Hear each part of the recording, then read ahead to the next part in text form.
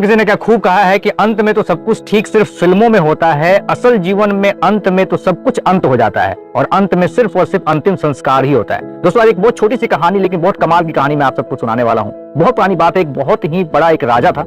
उसने अपने राज्य में एक बहुत ही बड़ा उत्सव का आयोजन किया। उस उत्सव में अलग अलग राज्यों से बहुत सारे राजा महाराजा आए। एक बहुत ही सुप्रसिद्ध नर्तकी थी उस जमाने की, उसको भी बुलाया गया उस उत्सव में और उत्सव का आयोजन किया गया। और उस राजा के जो गुरु जी थे वो भी उस उत्सव में आए।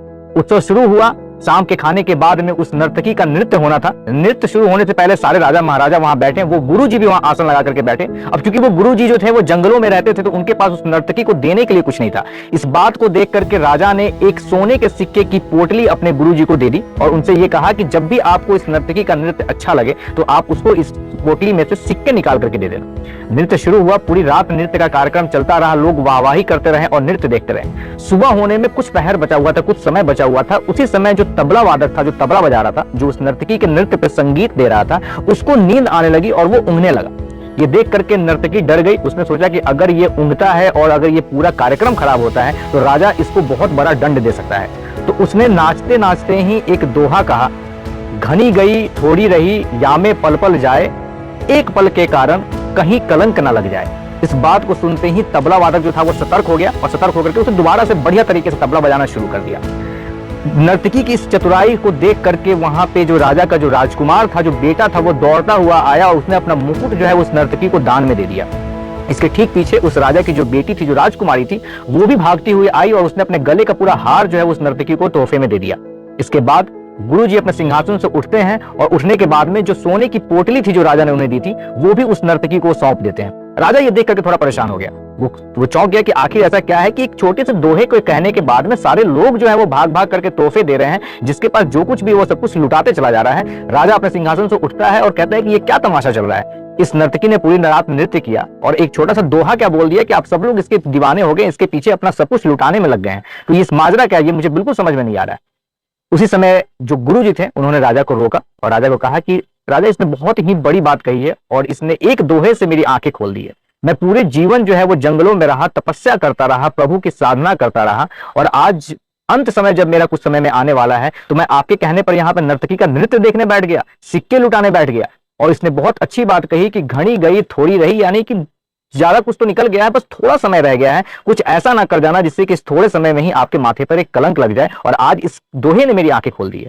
इसके बाद वो राजकुमार आता है, वो कहता है कि पिताजी, आज मैं अपने दोस्तों के साथ में मिल करके आपकी हत्या करने वाला था, क्योंकि आप बूढ़े हो चुके थे और लेकिन काफी समय से आप मुझे राज गद्दी नहीं सौंप रहे थे। तो मैंने सोचा कि आज मैं आपकी हत्या करके आपसे ये गद्दी छीन लूं। लेकिन आज इसने जो दोहा कह दिया कि घनी गई थोड़ी रही, सारा समय तो निकल गया, कुछ समय के बाद में तो राजा तुम्हें गद्दी सौंप ही देगा, तुम ही राजा बनोगे, तो फिर क्यों ये हत्या का कलंक अपने सर पर लेना है। और इस बात ने मेरी आंखें खोल दी।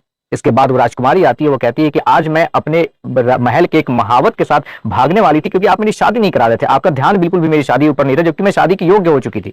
तो आज मैं उस महावत के साथ भागने वाली थी, लेकिन इस दोहे ने कि घनी गई थोड़ी रही, ज्यादा समय निकल चुका है, थोड़ा समय बचा है और राजा तुम्हारी शादी आज नहीं तो कल तो करा ही देंगे, फिर क्यों ये अपने ऊपर जो है इतना बड़ा इल्जाम लेना और राजा को बदनामी में डालना। और इस बात ने मेरी आंखें खोल दी और मैंने अपना फैसला बदल दिया।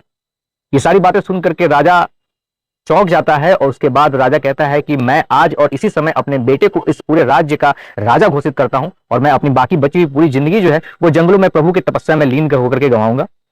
इस बात को सुनने के बाद में जो गुरु जी थे, और गुरु जी ने कहा कि मैं भी अब जा रहा हूं और मेरी जो बची हुई जिंदगी है मैं अपने प्रभु के साधना में लगाऊंगा। और राजा ने कहा कि अपनी बेटी से कि जो भी लोग यहाँ राजकुमार जो यहाँ पे आए हैं उत्सव में, उन सारे राजकुमारों में से तुम्हें जो भी राजकुमार पसंद है तुम उनसे शादी कर सकते हो, मेरी तरफ से तुम्हें पूरी खुली छूट है।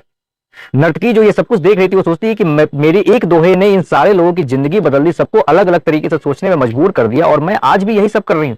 उसने उसी समय ये नृत्य करने का जो अपना प्रोफेशन था उसको छोड़ दिया और उसने सोचा कि मैं भी अब आगे की जो जिंदगी है वो एक अच्छे कामों में लगाऊंगी। तो दोस्तों, ये कहानी जो है वो किसी राजा या किसी राजकुमार की नहीं है, बल्कि ये कहानी हम सब की है। हम सब अपने जीवन में एक अच्छा खासा समय बिता देते हैं, लेकिन अंत समय में या थोड़े समय के लिए ही हम किसी ऐसे काम को कर बैठते हैं जिससे कि हमारे ऊपर एक बहुत बड़ा कलंक लग जाता है। इसलिए कोशिश करें कि आपके जीवन में जो कुछ भी हो रहा है, जिनके साथ भी आप जुड़े हैं, जो भी काम आप कर रहे हैं, उसमें कोई भी काम ऐसा ना करें जिससे कि आपके ऊपर एक छोटा सा काम जो है एक बड़ा सा कलंक लगा के चला जाए और घनी गई थोड़ी रही या में पल पल जाए वाली बात जो है वो आपके जीवन पर भी सच हो जाए। मैं उम्मीद करता हूं ये कहानी आप सभी को पसंद आई होगी। कहानी अगर अच्छी लगी हो तो इसको शेयर करना ना भूलें। हमारे पेज को फॉलो और सब्सक्राइब जरूर करें। धन्यवाद।